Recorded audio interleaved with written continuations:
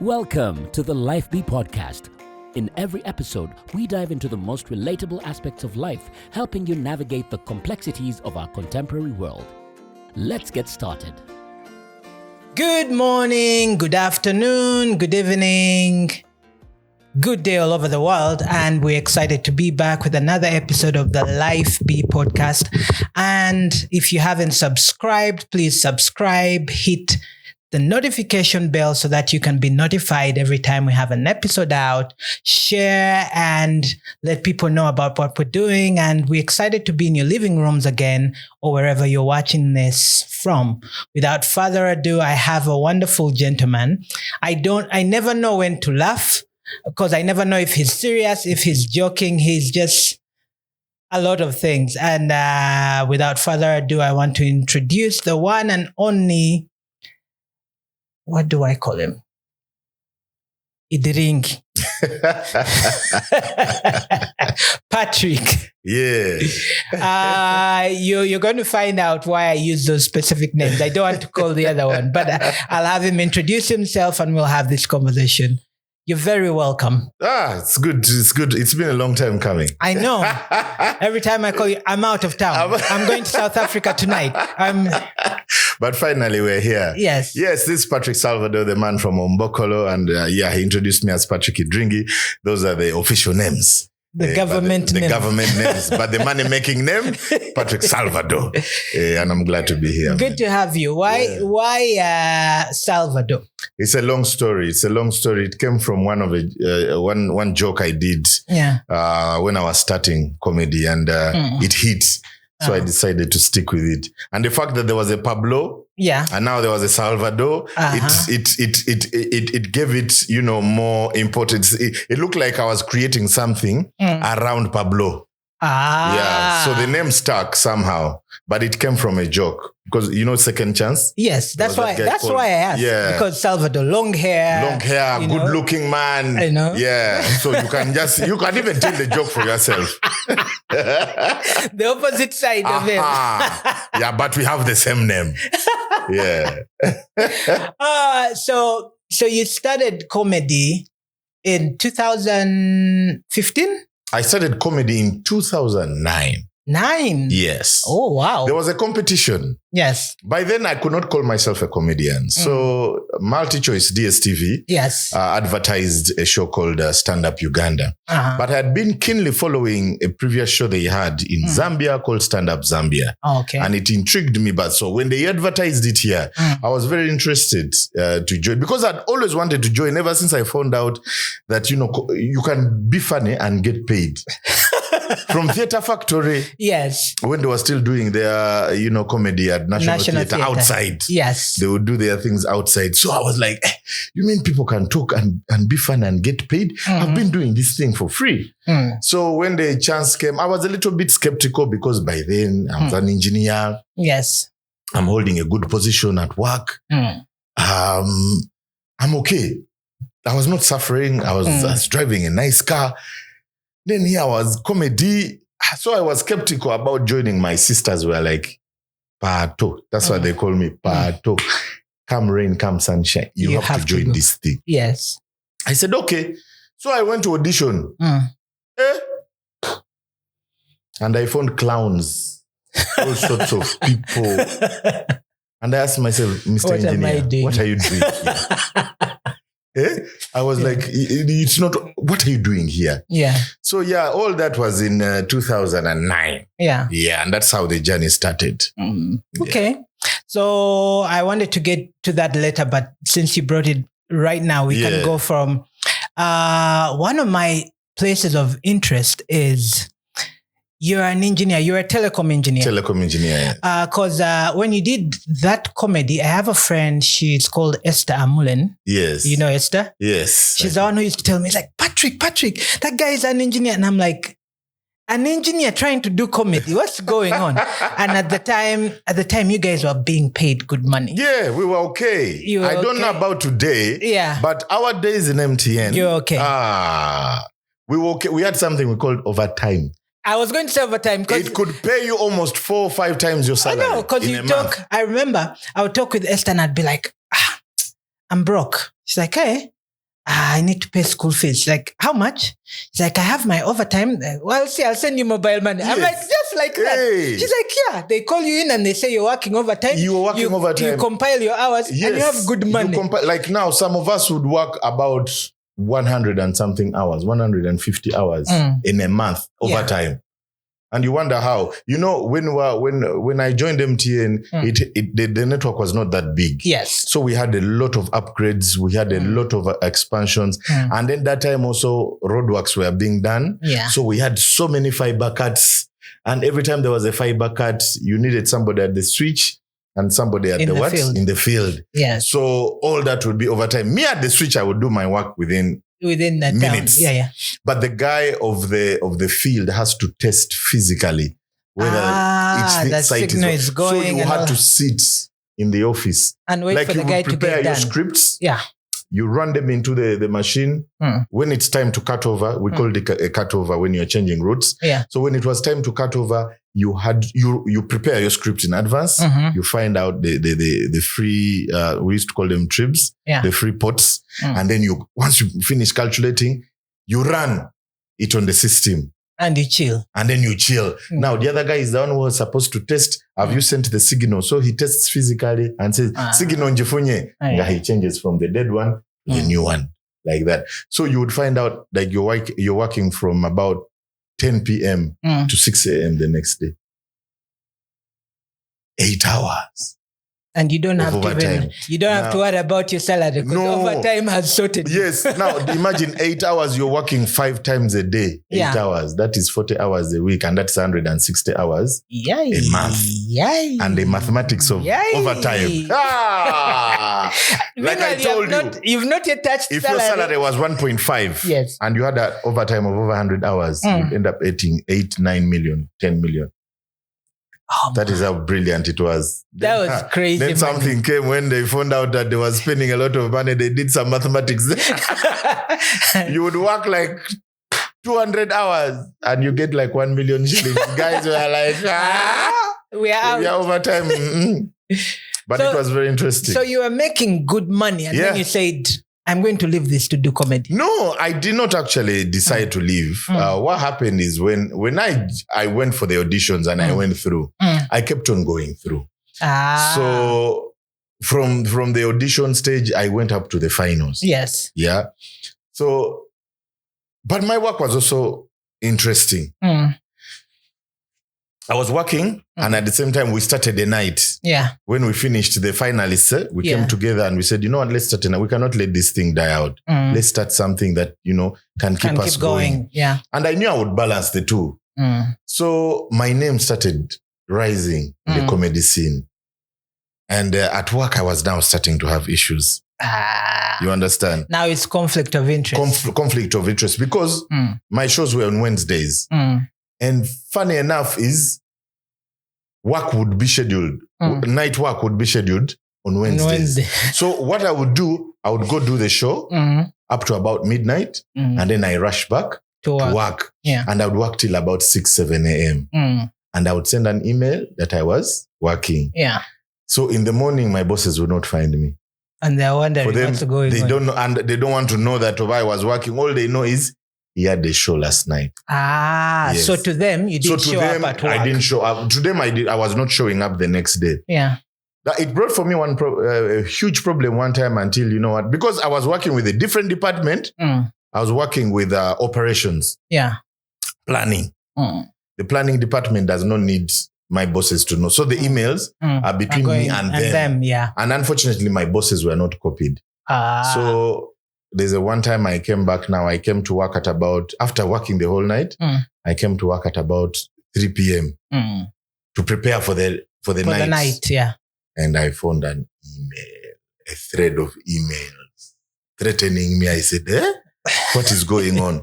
So what I did is I got the email that I sent those people of the work we had done. Yeah. And I just attached it and I said, guys, I was working. And then I copied the other department that I was working with. And then they all came and they said it. Then they were like, why didn't you copy us in the emails? Now see what I said. Why didn't you call me? You understand? The good thing with MTN, it had an open door policy. Yeah. Your boss could not just come and start telling you, go away. You come and ask him, hey, boss, what's happening? Yeah. Like, I don't understand. I did this interview, I passed, but I've not gotten the job. Tell me why. Mm-hmm. So you had the right to ask your boss questions. They had a very, very wonderful policies there. I don't know if they're still happening, but man, you would question your boss in case you are not happy with a certain decision. Okay. So yeah, it became tough, and that's how I started to lose interest with my work. And yet comedy was now booming. It was booming. I was in the papers every day. People were talking about me. I said, Then when I decided to leave, the only approval I needed was for my father. And once he gave it to me, you're like, I didn't look back. That's great. So you get into comedy. Let's go to your father. You talk about your father. What was your relationship like with your dad? My dad. Childhood. My dad was he was my guy. Let me just say he was my guy, because he would give you the simplest of advice. He would not tell you, hey, jump over the roof, you work hard. No, he will just tell you, hey, if you don't work hard, you will die a poor man. Just a simple words. He will not tell you work hard, make sure you get 100. He says, no, just work hard, do your best. Those are his words. Do your best and leave the rest to God. Because if you do your best, there's nothing that can let you down. You can't do anything beyond your best. You cannot do beyond your best. Yes. So do your best. Yeah. Don't give room to chance. Those words would just stick to me. So, I went and my dad asked me, are you sure? I told him, Jose, I've been in MTN. What have I ever done for you? I've been in MTN 5 years. What have I done for you? I've not even bought land. I'm still renting. I'm driving the company car. Yeah. And yet I'm choking on loans because I want to keep up with my peers. Yeah. You have to get a flat screen TV when they are just... You have to rent a very expensive apartment. By then, 400, 500K. Yeah. Hey, those were very nice apartments. So you have to... But then he said, are you sure this thing you're going for is going to work? I said, Mzee, I have to make it work. I have to do my best. And look at where we are. Once I got his approval, he told me, as long as it makes you happy, as long as you know what you are doing, just go for it. Okay. So where you come from? Why Ombokolo? So people think I just made up that name. That's what I think. It's actually Ingbokolo. Ingbo. Not Imbo. Bo. Ingbo. Like G and B. Bo. Ingbokolo. It is a place in Congo. Closer to Uganda. To the border. Yes, actually, we use Uganda currency. We use even the network. Yes, even the network is Uganda network. We even vote. We have national IDs of Uganda. But physically, you're in Congo. Geographically, it is in Congo. Okay. That's where my mom comes from. My dad comes from Koboko, a village called Boyo. So I thought, Boyo, I'm a man from Boyo. It will not give it that the weight, yeah. You understand? It will not give it that weight. And then Ombokolo. He said, Ombokolo. First of all, it sounds weird. Yeah. If you hear it. He said, Ombokolo. I said, this one will be catchy. So I said, let me use Ombokolo. And I didn't know that I had created the phenomenon. Because back home, I'm a god. I know. Like our man. I'm an academic god. Hey, you go there and they say, Mboko, this is the place our boy talks about when you go. They talk about it in pride. But there is nothing like, you're going to see, tourists. What? It's just a normal place. It's like how you'd say, Katwe. What's saying? Yeah. Okay. So do you constantly go there to do shows and all those things, or it was just a place you came from and you thought is a good name, I'm done? The funny thing is I've never done a show there because the truth of the matter is English speaking people are very few. So it's Lingala, it's Kakwa, and it's Swahili.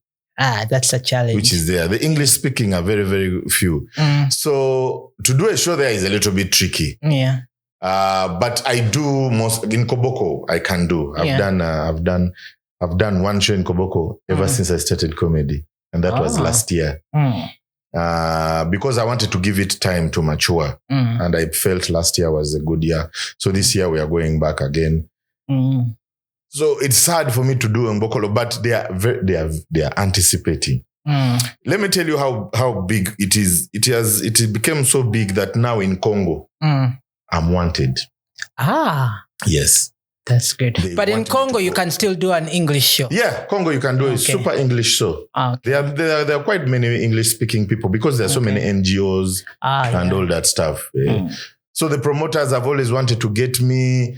But Congo, you cannot just do comedy without music. Yes. So they're still negotiating, I think, with either Chameleon or somebody. We go there to That one is there, man. Yeah.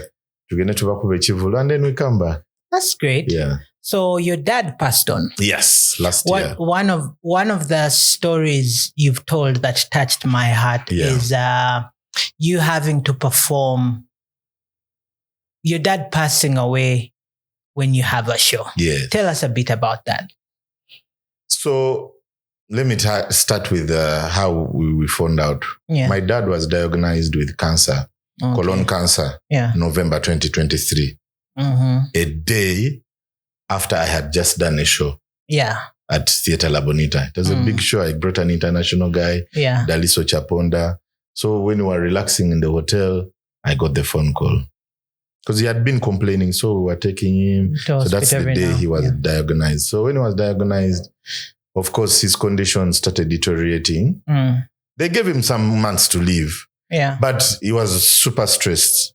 We are going through some land issue back home. Yeah. Yeah, and that thing has stressed him because, his own people called him a thief. And that man, words kill him. Disorganize him. Yeah. So that worry and the fact that we did not tell him what he was suffering from. They told us not to tell him. Yeah. So he kept on thinking, what is this disease that is even making me not walk? That is making me not be able to feed myself. What kind of disease is this? But we could not tell him. Yeah. So around January, I said, no, you know what? Because I'm always at home most of the time and I have help around, let him come and stay with me. So I brought him to my house. I put him in the guest room and he was there. My mom also came over to take care of him as well because we had to shower him. He could not even, help himself in the toilet. We had to do all those things for him. And he became a baby. Yeah. He became a child. I can imagine. And the fact that, I've had children before, I was looking after an adult child. So it was not something, that would bother me. Yeah. So, but, the hardest thing was seeing him die every day. Deteriorate. Every day something was happening. And I had friends who were, preparing me. Friends who had lost their parents to cancer. They would tell me, when this stage reaches, know that this is going to happen. When this one reaches, know this is going to happen. When this one reaches, know this is going to happen. So I am already booked now for Easter in Nigeria. And you cannot pull out. Adverts are going on. No, I knew my dad was going to live beyond, that season. Because they told me about 6-7 months he will. Yeah. But his condition started deteriorating. Yet the hype for the show had reached climax. I said, you know what? Whatever happens, go for the show. Yeah.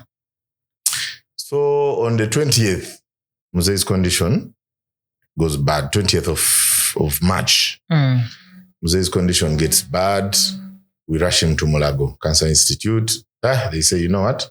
Let us monitor him.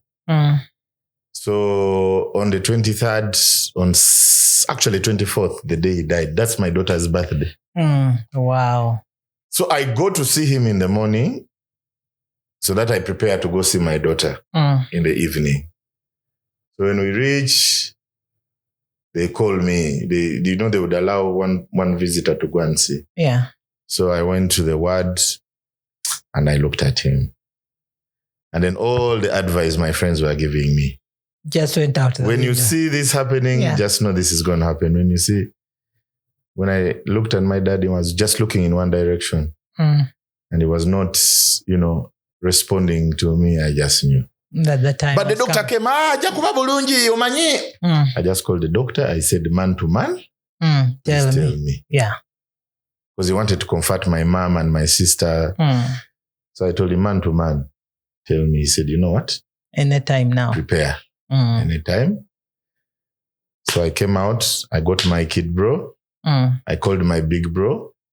I asked him, where are you? He said, I'm here. I said, call our eldest. Let's meet at my home. We went home. We sat. I said, now, guys, we need to start planning where to bury Muzee. Yeah. Because back home, we cannot take him. The land is still in contention. Yeah. So we need to make a decision as the boys. Oh, they almost killed me. Why are you talking like this? The man is still fighting for his life. I said, guys, I've gotten information. The time is now. Anytime. Yeah. Of course, emotions were high, but they cooled down. And then we started to discuss as boys before telling the girls. So we agreed we shall bury him in his home here in Komamboga. Yeah. And when we finish the court case with the land, we will finally take him back to Koboko. But for now, we had to do everything chap. And the fact that Easter was coming. Yeah. So he died on Sunday before Easter. So we had to make a decision because after Wednesday, you will not get any priest. You will not get any church for 4 days. Remember, it's Monday. You go from Thursday, Friday, Saturday, Sunday, Monday. 5 days. So because he died, so we said we keep him for a week, or we do it. So we agreed, you know what? To Muzike Wednesday. So at about 10 p.m., 10:30 p.m. on Sunday night, the man passed on. We went to did everything. Man, my friends came through. Yo. Because, it's off guard. Yeah. So when I let my friends know that the man has died, but we are burying him on Wednesday because there's no time. Man, my groups, people sent money. There's a group called Fools. They call ourselves Fools. Friends of Ofono. Ofono? Which Ofono? They told Mr. Balim, they told Ladit, we call him Ladit. Yes. Those guys, I think they contributed almost half of the budget. That's beautiful. Half of the budget. Those guys are very helpful. We had people, my OBs, neighbors, what. And we did everything very, very, very fast. We buried the man on Wednesday. I traveled to Nigeria on Thursday. Yeah. I was in Nigeria, in my room, Thursday, Friday, Saturday. Imagine what I was going through.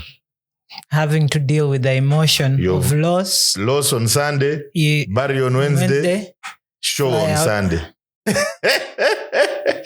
But funny enough, that was one of the most watched shows I've ever done in my life. So how do you manage to contain that emotion? You're in your hotel room, you have to go on stage. Yeah. Over time, I have learned how to block my emotions when I'm on stage. I'm a married man.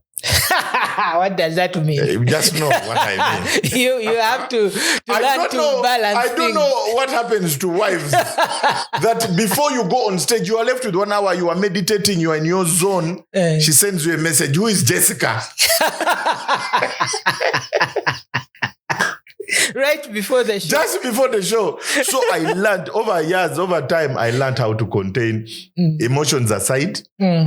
Go, bang the show, come back and solve issues later. Me, I separate them, by the way. Yeah. Somebody can abuse me till affect me, but when I go on stage, put on a smile, put up a show, go back and we continue quarreling. Yes. So I learned how to separate. Rajiv died when I had 2 hours to go on stage. Yeah, I saw that. In South Africa. Yeah. But when I was on stage, I was getting standing ovations. Then when I finished, I looked at people and I said, do these guys know what I'm going through? everyone was, yeah. I was like, do you even know what I am going through, guys? Did you tell people at the show that your dad had passed away a few days before? No, not at the show. You see, a comedy show, I could have done it if he had died like 2 weeks earlier. Oh yeah. By then, but I was freshly emotional. Oh, so you can't go to that place. I could not go to that place at all. I blocked it completely. Even the jokes I used to tell about my dad, I removed them from my script. I did jokes about my wife, me, politics. I was just going around there. I avoided my dad because I knew that would be a trigger. It was going to trigger. Yeah. And Nigerians, for them, unfortunately, they bury like after a month. So those things do not... They don't affect them sound like that. So for you feel like they are not caring. No, it's not like that. For them, they celebrate death. Oh, wow. Of somebody. So what has been your greatest show in that season? In that season, when I lost Mzee, it's that one. That particular one, right after his burial. Yes. What made it special? Because I don't know how I managed to do off. Up to today, I even, by the way, I don't know even what I said. You were in autopilot. Very, very worried that the show didn't do well, that I did not perform to my best. Because I am usually very energetic on stage. But that day, yes, I was energetic, but I felt something was not right. I felt something was missing. So I was worried. I thought I had performed poorly, but to my surprise, it worked. Wow. And the same thing happened on the one you had the same season with Rajiv. Yes. Just 2 weeks ago. Yeah. Just 2 weeks ago. Wow. How do you meet Rajiv though? Rajiv was your boss at Sanyu, right? Yeah, but our relationship did not start with work. Yeah. We started out friendship, So in 2015, 2015, when I was going to... No, actually, 2013. Yeah. When I was going to do my first ever Africa Laughs show. Yeah. I reached out to Pablo and I said... Because Pablo, he used to support Pablo a lot. Yeah. So I said, Pablo, how do I get this man's support? Then he told me, that guy is the easiest guy. Call him. This is his number. And ask for an appointment. So I called him. He said, who is this? I said, this is Salvado. I'm a comedian. I have a show where I bring international comedians. I just wanted an appointment. He said, I'm very, very busy, but just reserve for me 2 tables. At the show. Okay. I said, okay. Just like that. Okay. Yeah. So I reserved these 2 tables. In fact, he was at the front. And then he comes and sees the show. And he was happy. He was very happy. So he calls me and says, wow, this is something new in Uganda. We should... Then he starts giving me ideas. He was very knowledgeable. Yeah. Rajiv, you could not catch him off guard.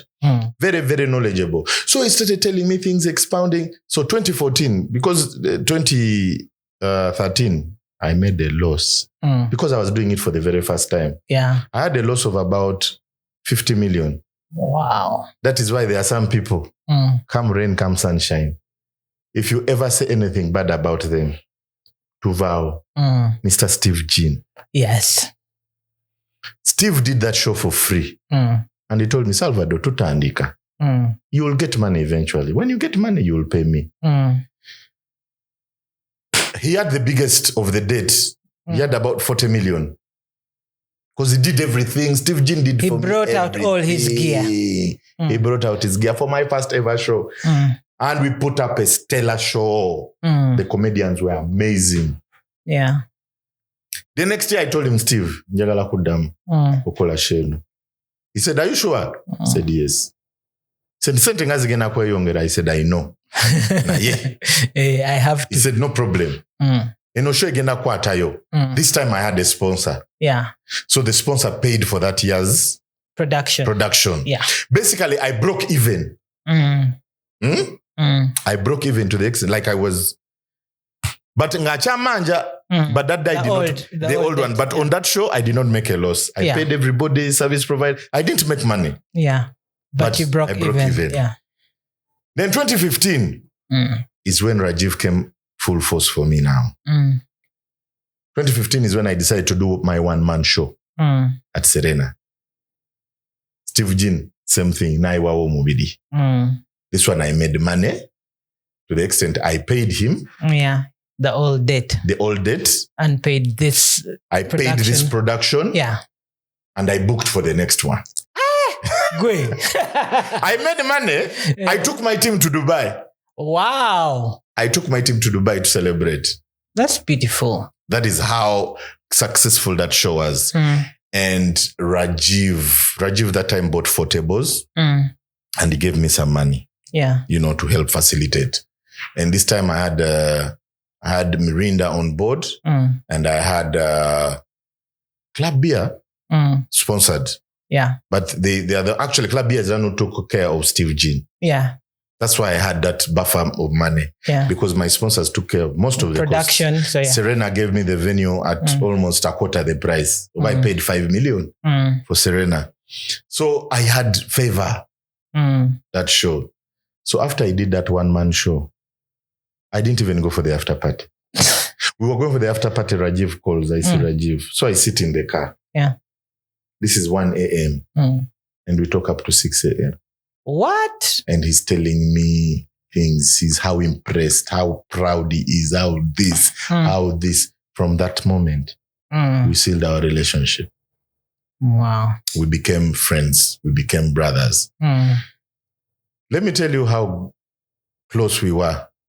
This year, when I advertised that I'm going to do my show, he had already confirmed 4 tables, his usual 4 tables. Yeah. And he told me whatever I needed in terms of support. He usually supported me with accommodation. Yeah. So he would give me the speaker apartments, Wampeo or Chitanti. Like any property I wanted. Yeah. Either Kavira or...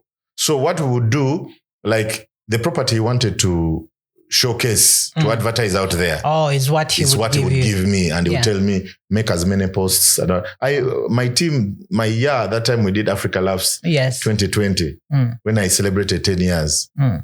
We made speaker apartments, Wampeo, very popular.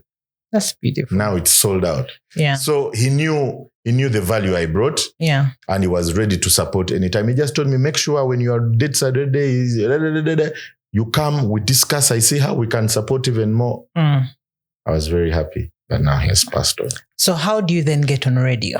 So radio. I woke up one morning, I switched on Sanyu and I'm like, is this a job? Brother, the way you woke up is even me, the way I woke up. Let me tell you what happened. So I will never forget the day. This is 10th June. Yes. 10th June 2020. I'm at home. Of course, lockdown. We are unessential. Musicians, artists, entertainers, we have no business. No business. At home, money is tight. Yeah.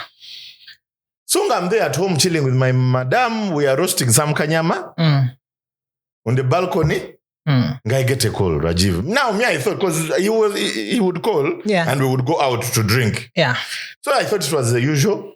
Come, we are at we are at speaker apartments, or we are at Bukoto Heights, or we are at Kabira. Come and we what? We hang out. And we hang out. Yeah. So he's like, hey, bro, how are you? We talk. He's like, by the way, you've worked on radio before. I said, yeah, of course. He said, what do you think about working for Sanyu? I said, listen, if there's a station I've ever wanted to work for, it is Sanyu FM. He said, yeah. Are you sure you're willing to work? He said, how soon can you start? I told him, bro, even if you called me now, jokingly, Kumbe, in the background, they are going through some stuff. Yeah. He was actually in a meeting. So he was trying to close the deal. So he was trying to close the deal. So he said, I told him, bro, even now, I can work. So for him, he took it literally. Yeah. He said, let me call you back. So I started jazzing with my wife. I'm like, we are joking. I'm like, okay, you know. He said, but if they call, but radio. I was there talking with my wife. After 10 minutes, he calls again. So, bro, tomorrow, you are on. I said, what do you mean tomorrow I'm on? He said, tomorrow, you're doing the breakfast show. I said, the breakfast show? What about Fat Boy and the rest? He said, no. I will tell you the story. Get ready. I said, guys, where are you? I said, if you can come to speaker apartments, come and we talk. I jump in my car with madam. You know, madam was pregnant. So she was my my gate pass, my essential worker. They can't stop you. They can't stop me. I reach speaker and they tell me the story. The staff, they went on strike, doctor was annoyed, he fired everybody. So he told me, you are the only employee at Sanyu FM. He said, well, I asked him, what do you mean? He said, we fired even the tea girl. So you're the only one. I went to Sanyu. I was the only one on 6th floor. So they just switched on the machines and the machines were running. You know, the guys striked and they left it on autopilot. Yes. The machines were running. Now, I didn't know what to do. I called Rajiv. This is now like 5 a.m. I said, so who's going to take me through? He said, but you told me you've worked on radio. I said, yes, but the consoles are different. Yes. Yeah? The technology is different. The consoles are different. I don't know. He said, okay. So he calls one of the guys who they had fired. Yeah. But for him, Bambi was not part of the whole strike thing. Yeah. So they brought him back. But he arrived at around 8. Cut now, me, between 6 and 8, you're trying to figure things out. The whole Kampala is tuned in. Let me tell you how the whole Kampala was tuned in. So at about 7:30, I said, Salvado, you're an engineer. How can these things fail you? So I pressed a button. Now I pressed the on-air button. And when you press on air, the sound in the studio goes off. Now when the sound in the studio went off, I said the word shit. I was like, oh shit. Then I pressed the button again. The sound came back. I said, Kumbe! Everyone has had. Kampala has had. I was not on my phone. I was there looking at trying to study Twitter, Facebook, Instagram. People were tweeting, oh my God, Salvador! So this guy arrives at about 7:58. Yeah. It shows me very fast. Here you do this, here you do this, here you do this, here you do this. I only needed one. I said, okay. So then you start. It was very silent. I said, a lot has been said. That's how I started. I crammed it I watched, I prepared myself, by the way. So I watched how Larry King went on air for the first time. Yeah. A lot of things have been said. So many people expect a lot from me. But I'm not here to prove anything. I am just here to give you the best. And I cannot do it alone. So I ask you guys to join me as we say, Our Father, who art in heaven. They were not calling, finally! We have a believer. You know, Fat Boy was an atheist. He doesn't believe in God and what. Yeah. Hey, I now started singing the response. In fact, even the first song I played, I know who I am. By Sinach. Because I wanted to capture. And that is how the journey on radio started. And I enjoyed it by the 2 years. Yeah. Wow, it was 2 years. Yeah. 2021, 2022. I left in 2022. Wow. Yeah. When now the world opened up and I started traveling, it was unfair for my, co-hosts when I would leave and yet I was earning money. It was not. I just said, you know what? Yeah. What has been your best space to perform in your whole career? I think it was the Wembley Arena. Wembley in the UK? How did you get there? There are so many shows I've done that are not so publicized out here. I post about it, but people don't know the significance. So the media doesn't know how big they are. They think it's just a regular show. Most of our guys who go to do shows out abroad, they do small shows. 100 people, 150. If it's a good show, 300 people. Yeah, I do thousands. Yeah, my biggest show was 12,000 people at the Wembley Arena. Whoa. 12,000. How did you end up there? Basket mouth. So that is how big Nigerians are. once I met him, our stories has become more of brothers. Not just, colleagues in the industry. You have similar attitudes. Yes. Like, you guys have something about you that is so similar. The energy, the what would I call it? The off-the-cuff jokes. You should see us together. Oh, you've done shows in real time together. You should see when we are seated, chilling together. Oh, just like that personal time. It's a circus. Because he wants to tell me his stuff. I want to tell him my stuff. We are always sharing. That's great. He's an amazing guy. Selfless. Like, he can't say, I'm going to do a one-man show. Yeah. He'd rather get everybody on. He can call it a one-man show, but he will have like 6 guys to start the show. Yeah. And he pays well. He pays well. He's one of the reasons I've never done a Ugandan show abroad.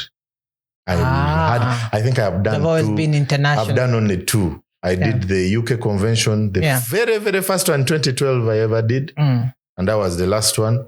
And then the UNA in America, Miami, Florida. Those are the only 2 events I've done where I've said, you have gone to perform for Ugandans.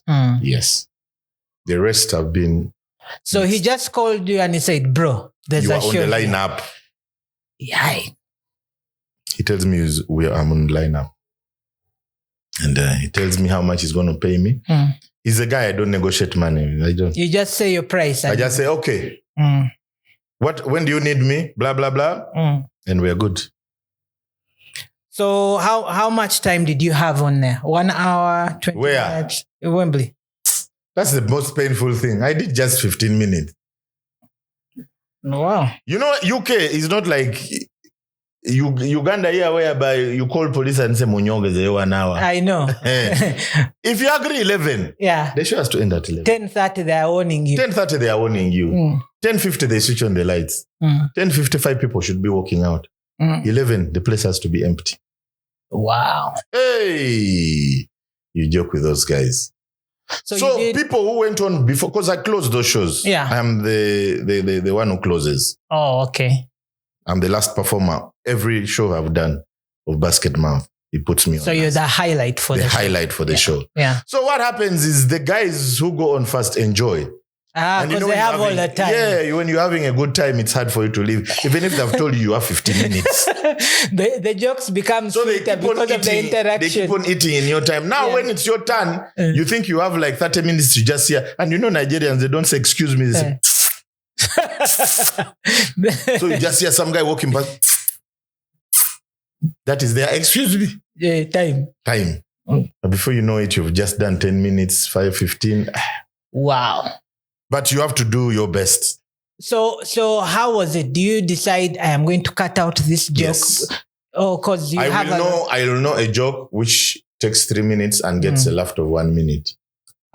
So you have your arsenal of jokes. You know, this one will leave them on the floor. If I have short time, I go here, I go for this and this. Yeah. And you know which jokes are going to work. Hey, when you gauge the audience. Yeah. So for those, what joke was it? So at that time, usually you have to be very, very keen on the guy who goes on before you. Oh, okay. Because comedians, we have similar topics. Oh, okay. That we talk about in different ways, but they are similar. So the topic which gets the most attention for the previous guy is what you is build where on. you shape your jokes on. Okay. Because you have no time. So you have to be creative even in the moment. Very fast to make. That's why these things of coming and then you sit backstage and you wait for your time. You find comedians backstage on pressure. When a joke hits, he says, the subject is, I'm going to. Also, you're constantly working the jokes. You keep on changing. Yeah. Okay. Until you get it right. So that one was which joke? That is the one I want to know. It is very hard now to tell you. It's very hard. That is a joke which needs an audience. Hey. Yes. Okay, so you did. But I did a joke about my family, my wife. Those are the jokes which catch them. Relationship jokes, family jokes. Yeah. Their politics can't work. Can I tell you one of my favorite jokes? about was it about ugly people? There's a joke you say about ugly people. Yeah. Yeah, definitely. How did you come up with that ugly people joke? No. Actually, it was not like a joke. I decided to own it. Yeah. You know, when I joined Sanyu, that's the same time I met the president. Yes. Now, people, because I did Charenga, they assumed I was on the other side. Yeah. So when they saw me on with a picture with the president, they abused me. And the most consistent abuse was the ugliness. I said, you know what, Salvado? Decided to use it for your good, your advantage. Now, what else are they going to abuse? Nothing. Mm-hmm. So I own the ugliness. Yes. It's okay. I'm ugly. What else? So I had to craft jokes around that so that I own it. Like when I say, guys, people, have you ever been abused until you start to believe? Like one, they called me I was ugly so many times until one time I looked in the mirror and I told myself, Salvi, these people are not lying. So even the person who has been abusing you ends up laughing. Yes. And now you have disarmed them. Yes. You've disarmed them. Yeah. What else are they going to bring? Nothing. That I am poor? Of course they know I'm not. Yes. They are not going to use that. So what else? Nothing. So how do you meet Daphne? That's her name. Daphne, your wife. We met because you two people have like totally different characters. So, and I'm going to talk about this on my show in October. I'm going to talk about how we met. Yes. Because people have speculated too much. So, when we started comedy, we were the talk of town. Yes. At Tiffany's. Hey, comedy night here, the crackers. Comedy night here, the crackers. But we were inspired. You know, we were inspired by the wrong things. Yes. Of celebrityness. Yeah. You know how you see Bebe Cool moving with chicks. Bobby Wine moving with girls. Different girls. Celebrities moving with girls. So we're like, even us, but comedian. We have to get girls. We have to get girls. Yes. So, there was a chick. She was called Shama. She was our pimp. Yes. She's the one who should bring her friends. Then after the show, we chill with them. Yes. When we started working, we would get a crate of beer. Yeah. That was your pay. Yeah. Now, do you know what it meant to have a crate of beer in the Fendi's, in the VIP? You were the boss. Everyone passes, you look at them, you say poverty. You just look at poverty in the ordinary section. Memory VIP. So she would come, get girls, and then we talk. Yeah, by then, of course, no money. So it was just So on Wednesday, we partnered with Club Rouge. So that girl, Shama, brought a girl the week before, but she was in a rush to leave.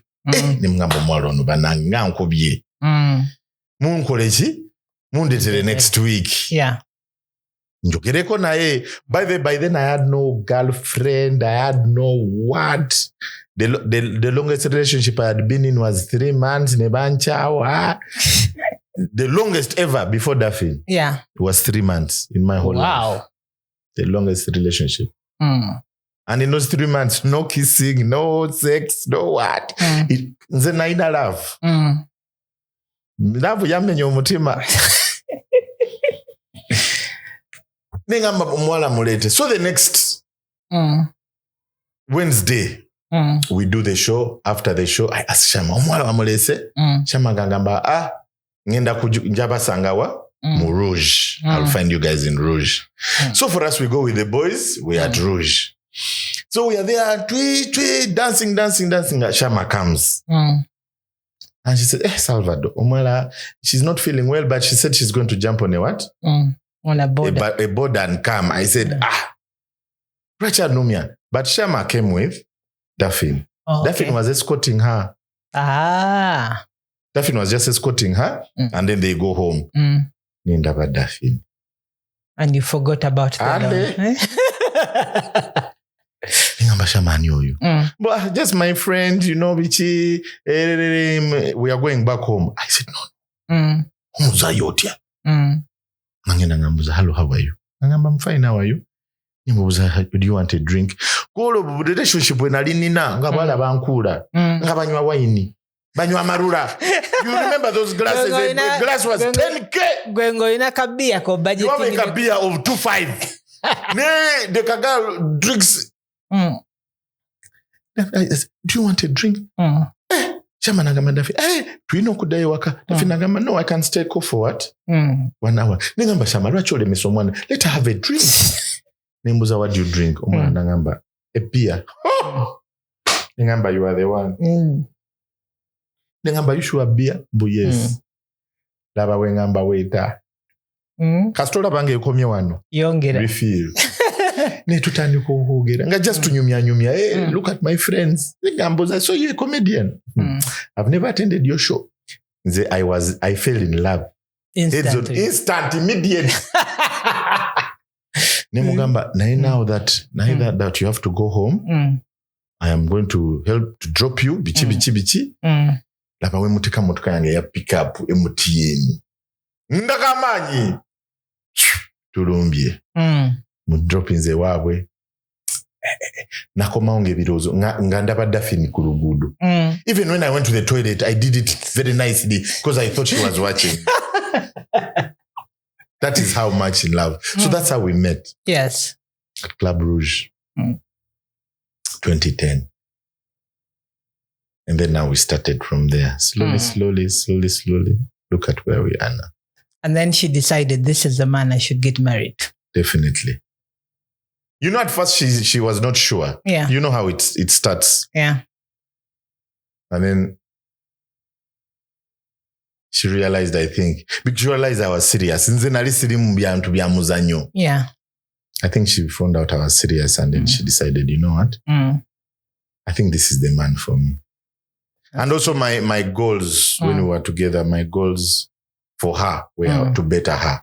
Yeah. Yeah, were to better her because she wanted to act. So I told her, listen, you have to make a serious decision here to go back to school or act. She said, I can do both. I said, you are lying to yourself because acting is time consuming. School is time consuming. So you need to choose one. Nagamba, let me go back to school. Ate where you get it. Even my attraction for her even. I promised myself I'll marry a woman who's educated. Educated, yes. It doesn't matter whether I'm the one who educates her or I find her educated. She has to be educated. Yes. Sagala bantu bagambe yafuna omukazi yatasoma labakati jamutunya. So yeah. You're a very family person. Where do you pick that from? My dad. Yes. Okay. The way my dad, we are eight. Yeah. We were eight. Then I lost a brother, unfortunately. Yeah. And then, but the way that man managed to keep us united, to keep us together, like we've had those fights of, like you hear stories of guys, and then you wonder how your own blood. So my father instilled with us that love for each other, that some stories you hear and you are like, are these people normal? These people must be out of their world. So my dad created that element of family first. Yeah. So you pick that from your dad.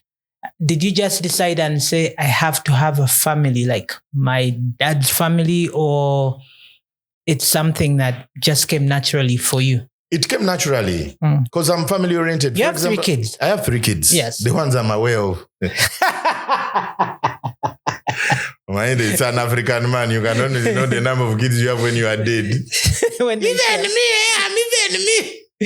On your funeral, you just, even me, I just... No, but I have 3 kids. And the way we were brought up, like I looked after my nephews, my nieces. So how to raise kids was easy for me. It just came naturally. Yeah.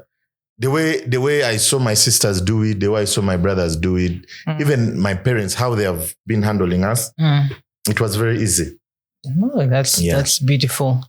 So what would you tell somebody who would want to get into the creative art space? I know that over the generations, things have changed. Back then it would be, how can you want to be an actor? How can you want to be a musician? Yes. Comedian? Are you a joke? Are you joking?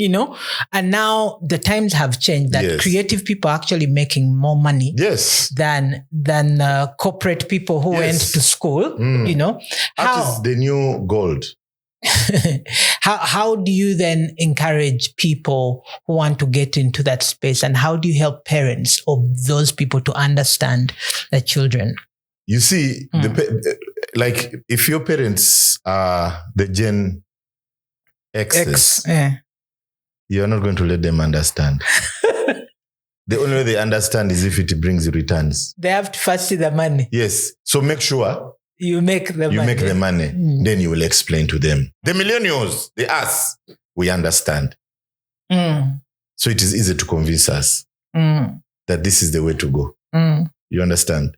It is easier to convince that this is the way to go for us because we have seen it being applied and we have seen it work. The Gen X's have not.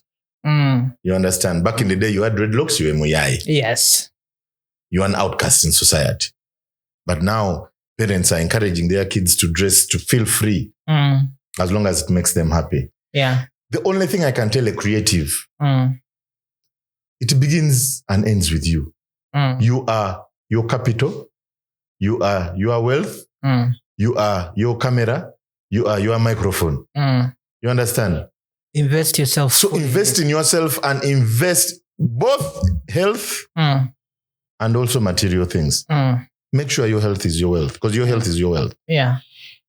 2, if you ever self-doubt, that is it. Because it begins and ends with you. Yeah. So now if you doubt your own resources, you doubt your own self, how will you be creative? So always believe. So what got you to, when you go to health, you woke up one morning and said, this drinking thing? No, I did not wake up one morning. Because I saw you lamenting. You said I woke up 20 days. Dead. What happened? So I went to see Madame in Canada. Yeah. That's where she lives and works now. Yeah. I had not seen Madame in there. So you know what happens. Yes. The excitement was too much. She even got leave from work. Okay. So we were everywhere, drinking everything. Now, I am very particular with what I drink. Yeah. But because I got there and I did not have my drink, I was like, alcohol is alcohol. And because of the different time zones, I was drinking anytime. Because when it was morning there, it was evening here. Yeah. When it was evening here, it was morning there. So I would drink evening in Uganda. Morning. Then I would drink evening in Canada when it was morning in Uganda. Yeah. So I had no time. I was binge drinking. And it affected my pancreas. I got pancreatitis. Like similar to chameleon. And that is in a space of weeks? 2 weeks. 2 weeks? Yes. What were you drinking? Acid? So I think it was developing over the time. And then here I overdid it. Yeah. So I started feeling pain here. Now remember, I'm in Canada. I'm not a resident. No insurance. Yeah. I had actually gone to buy for her a car. Because their car is everything. Yeah. Did the money end up in hospital? Registering alone. Yeah. To get into the system, $1,500. Just registration before they now, because it was pancreatitis, I had to do a CT scan. $2,000. Wow. The medication, vichi. Seeing a doctor, $900. Ambulance okuja uwo, okutwala ku hospital, $850. The money kept on being chopped.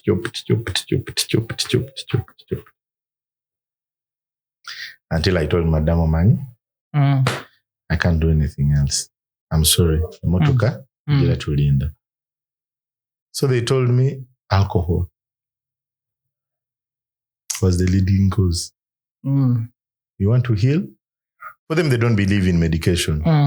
They believe in natural ways of healing. They told me, if you want to get better, stop drinking. I've not touched even a glass of whiskey since the 1st of February this year. Wow. Good job. It's not easy. Have you thought of going to church to pray for? You see, going to church does not significantly mean that I am giving thanks. Church is I your mean environment. I mean, people normally when you go through such situations, it's like, I give thanks to God. I don't have to do it in public. Like, let me go back. I give thanks to God. Yeah. I don't do it in public, but I am very grateful. Yeah, I have my moments where it's just me. Yeah, like God now. Give me the strength to go on. Yeah. Yeah. It's interesting how life can just turn in a moment. Yeah, just a moment like this. Yeah. I've actually just gotten a message now. Israel has just told me Bush baby has passed away. I don't know if you knew that he wasn't okay. Eh? Yeah. Isn't it, Israel? He just passed away. Bush baby? Yes. What the hell is going on? I didn't know he was even sick, but he's gone. And he's supposed to play on Friday. Yeah, he's passed away. Yeah, now I you know what? Just let's live life. It looks like the clock is going on everyone now. Everyone now. Yeah. Yeah, but such is life. Yeah. Nothing to do. Anyway, as we close, any closing remarks? What has been your highlight in your career, and what is the one thing that you're really grateful for the man you've become? I am grateful for my family. Yeah. My family has shaped me to be the man I am. The decisions I make. Yeah. Your family, you, my family, Daphne, my wife, my kids. Yes. The other ones have been with me ever since they have their own issues. Yes. But my wife, my kids have shaped me. Like I wake up thinking about them. When I'm negotiating a deal, I'm like, how is this going to help my kids, my wife? How is this going to better my life for my kids? Like, I don't just accept a deal. These endorsements, how will this look in the future for my kids? I don't just do any endorsements. Yeah. That's why you don't see me influencing so many brands. I am very particular with what I choose. That's beautiful. As long as it's not going to impact negatively on my family, I will do it. So I have done MTN. I have done DSTV. I have done Vira Forex Bureau. You've seen my billboards. Yeah. That is a personal friend. What else have I done? I did Singleton, but that one was for obvious reasons. Yeah. Yeah. I think that's it. Oh, you said MTN, yeah. Yeah, I did MTN. Yeah. I did MTN. So I am very particular with how that's why I'm very grateful for my family, because I never make a decision without thinking about the impact it will have on your family. Yes. Yeah. How has Daphne supported you in that regard? That woman. I don't even know where to start. You see, she's straightforward. Yeah. So me, I have a weakness, especially when it comes with my friends. Yeah. Negotiating. People say, Salvado, we have come from far. Then I also remember the days we were... You are suffering and you're like, oh... Not knowing business is business. Business, yeah. There are those times where you can say, you know what, but not all the time. Yeah. But some people want to do it all the time. Yeah. And sometimes she kept on telling me, but you are weak. You are going to say yes. You're going to do this. And said, but no, these are my people. Yeah. So when I made her my manager, she actually taught me over these years. She's the one who taught me how to negotiate. I didn't know how to negotiate. I would even, somebody would cry and, hey, 500 ikikale mpa, tetu na koraji. So she taught me how to negotiate. That lady has not only been my wife, she's been my friend. Yeah. My friend, my business partner. And we own the company together. Yeah. So I can't make a decision without her. Yeah. You see, that's how important she is in my life. So yeah, she's a rock in my house. Yeah. And you have a foundation. Foundation, yeah. That is the one. Yeah, the house can be very beautiful with the flowers, with the decoration, but if it has no foundation, it will eventually break down. Yeah, so she's the foundation on which I stand. That's beautiful. Yeah. So what do you close with? I'll pray that we close with a prayer. I'm a very prayerful person, by the way. I understand. Yeah. That's why if I had bling, this is the only, I never move without this. Without your crucifix. I saw it. It guides me. Like when I'm going to make stupid decisions, I'm like, Jesus is watching. You are with Jesus, yeah. That's amazing. Yeah. You're going to pray. No, you pray. I want to hear you pray. You pray. Okay, let me pray. Yes. Heavenly Father, we thank you for this wonderful time. We thank you for this episode where we just sit and talk about life and remind ourselves of the great things that you've taken us through, the challenges and the successes, oh God. We thank you for Bush Baby and his family. We pray that you will take care of them and comfort them in this time of loss. And for the Rajiv family, the Ruparelias, oh God, and all the friends to Salvado that have lost loved ones, oh God, we pray that you will comfort them and we pray that you will give them strength. In your mighty name we prayed. Amen. Ladies and gentlemen, thank you so much for watching. Thank you for tuning in. Like, share, hit the notification button and get our latest episodes. Get to know when they come out. You can support us by mobile money, Cash App, so we can keep doing this wonderful production. And it's not cheap. Yeah, we thank Director Israel Dennis behind these cameras and the editing, Jonas Rhymes and Beyond Creative on the graphics design for the artwork, Gianna on the supporting end of all these things. And we thank you for watching. And I'd like to thank Salvado for coming through and keeping your word. Yeah. Every time the schedules would change, you'd say, man, I am coming. I promise to do this. I'll do this. Thank you so much for taking the time out to do this, and we appreciate you. God bless you. Bless you too, man. Thank you for tuning in to the Life Be podcast with Sami-K. Your support means the world to us. Please leave a comment, subscribe, and share to help us grow and continue bringing you valuable content. We appreciate you.